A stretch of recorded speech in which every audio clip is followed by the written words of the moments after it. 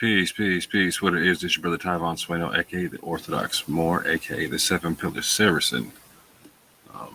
And real quick, I just wanted to share with the family that I was fortunate enough to have a question of mine answered um, in a live stream that Bob the Builder just got done doing.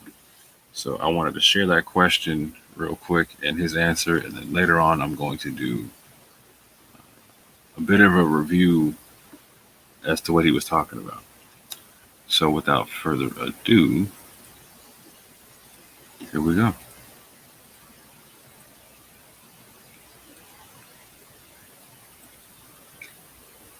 Orthodox Moor. What a great name. What are your thoughts of the Quranists at the park and Quranism in general? I don't think it's authentic Islam in the classical sense. My view is that the thing that we call the Quran, Muhammad gave these revelations, and they were written down and people tried to remember them. And those revelations were bigger and greater in number than the corpus that we now find in this Quran. So in other words, parts of the Quran were lost and don't exist, like that verse that was eaten by the sheep, or the bits that Muslims themselves testified to in the hadiths of being lost. If we take the hadith literature seriously, classical Islam, there was this thing called proto-Islam that was based around a warlord that we'll call Muhammad, though that actually could just be a title as opposed to a name. So there was this warlord that, for the want of another name, we're going to call Muhammad. And this warlord gave revelations that Muslims, the early Muslim community, treat as real. And he formed a community, and he formed it around some basic practices. But it wasn't clear even to the earliest Muslims which of those practices were essential or not. So when Muhammad died, you have the wars about zakat, because lots of Muslims didn't see that as being something that had to continue beyond Muhammad's lifetime. And so in this conflict, you start to see the development of classical Islam. And as Islam goes through history and it fights amongst itself and it comes into conflict with itself, as well as coming into conflict with its opponents, particularly the Byzantine and Zoroastrian empires, Muslims are forced to do some reflection work, and they're forced to think about, what do we think about this? What do we do about this?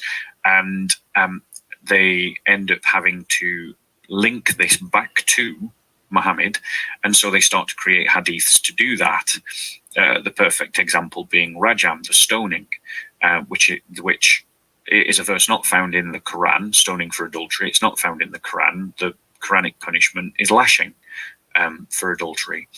But Muslims had conquered a land in which stoning adulterers was very popular, and lots of those people were becoming Muslim, and so they take that opinion into Islam, and then Muslims have to somehow reconcile the fact that we've got this popular punishment that everyone likes to do and thinks is just, but we can't find it in the Quran. So they invent a hadith that explains why it's not in the Quran, but why Muslims can do it.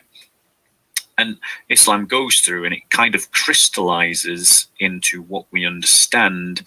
And I think the real inheritors of that classical Islam is Sunni Islam as opposed to Shia Islam.